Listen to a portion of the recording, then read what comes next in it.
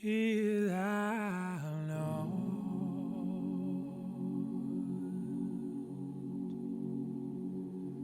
Lord, for I am weak. Hi, Penny families.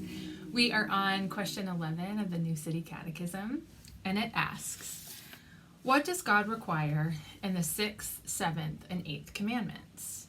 And the answer is, 6th, that we do not hurt or hate our neighbor. 7th, that we live purely and faithfully. 8th, that we do not take without permission that which belongs to someone else. These commandments tell us how to be in relationship with others. God asks us to show love in a radical way. He wants our relationships to look very different than the world's relationships. He wants us to be concerned with the health, the safety, and the respect of each and every person around us. We are not always going to feel like loving others in a radical way, but God asks us to love others with the same love that He loves us, and He is always concerned with our well-being, and He asks us to do the same with those around us.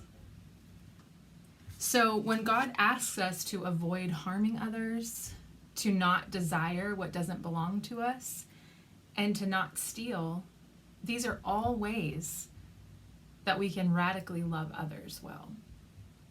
Now, if you have siblings, I want you to think about how you treat them during the week. Do you love them with a radical love? Do you love them in the same way that God has loved you? Are you concerned about how they feel? Are you concerned about their belongings? Or are you easily frustrated with them? Do you want to take what belongs to them without asking? Your siblings are practice ground for learning how to love others well. It is not easy to live with a sibling, but it's an opportunity to live out how God has asked you to love others. So I want you to think this week about how you treat your siblings. Do you love them with God's love? Or are there ways that you could be more patient or more loving? If you need to, talk to your mom and dad to either brainstorm ways to love your sibling better, or for them to help you confess to God that you need to work on loving them with God's love, with His love. I have a younger brother, and it's not always easy to love him well when I disagree. I have a husband. It's not always easy to love him well and to be concerned about his well-being when I'm frustrated. I have children. It's not always easy to love them well when I'm frustrated. But every time we look at the relationships that God has given us, we have an opportunity to practice loving the people in our lives well. And before we know it, it will be so ingrained in our hearts that we'll begin to treat strangers well. We'll care about their belongings and their well-being, their safety. We'll treat them in a radical way, and they'll be able to see God's love in us, and they'll want to know more about the God that we serve that loves so well. It will overflow into every part of our life. This is how God's kingdom comes one step closer to earth, when we love others well. I'm going to close us in prayer today. Dear God, I thank you for all who are listening.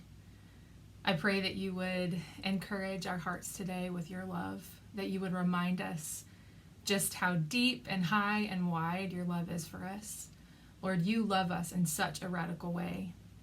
I pray that as we press into your love and we grow in understanding of how much you love us, that you would help us to love others well, that we would begin to care for the health and the safety and the well-being of everyone around us, that we would be respectful of their belongings and their lives, that we wouldn't take what doesn't belong to us, that we would go to great lengths to love our families and our neighbors and strangers well, Lord. We have an opportunity to share your name with the world by how we love. And so we ask for your help doing this week. In your name we pray. Amen. Thanks, guys. Have a great week. For I